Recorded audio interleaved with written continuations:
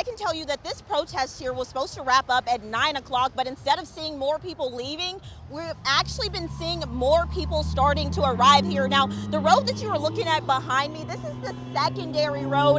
This road, taking a look over here, is actually that main road. This is where people first started gathering, and if you've ever been on Emma and Thompson, you know that there's a Waffle House, and that line goes all the way down to that Waffle House, and organizers tell me that they chose this specific intersection because it's one of the most traveled areas here in Springdale. So this has been going on since 7 o'clock. Since 7, we have seen heavy bouts of rain, people still sticking that out, bringing out ponchos. They just said they want their voices to be heard. They said that they wanted people to see those signs here tonight. Now, this is in solidarity with the protests that are going on in LA, as well as just to support immigration rights. And so I actually spoke to two people here who are from LA. They live in that neighborhood where those protests are actually going on. So take a listen to what they had to say.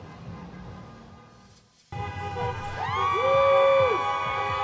come here and to be wrongfully detained by a violent force is a complete opposite of what this country is supposed to stand for. And this is supposed to be for freedom. Honking, music, and chanting filling downtown Springdale as hundreds of people gathered and supported the immigrant community.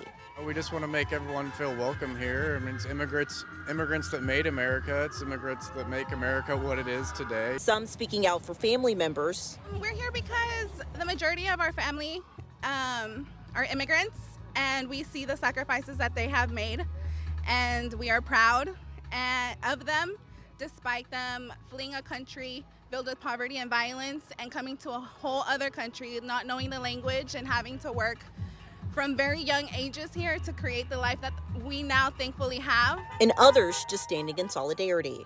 We're here visiting family, and my mother-in-law is an immigration attorney, and she's doing really important work to help people, and she's brought us out here today to help support her and her clients and the people in the community. Mandolin and Nick are visiting from Los Angeles, where the inspiration for tonight's rally originated. People there have been protesting in support of immigration rights since last week. It's trip scheduled, so we came here, but we would have been out there, but we're here now, and so we figured we'd come out and support here. I think it's really important to, since we're not able to help our local community, to be able to show up however we can, which right now is here. Although thousands of miles away, people tonight still speaking out for those in LA and for those here at home to let them know they support them. We're here, we're fighting for you, we're willing to stand up for you and put in the work for you.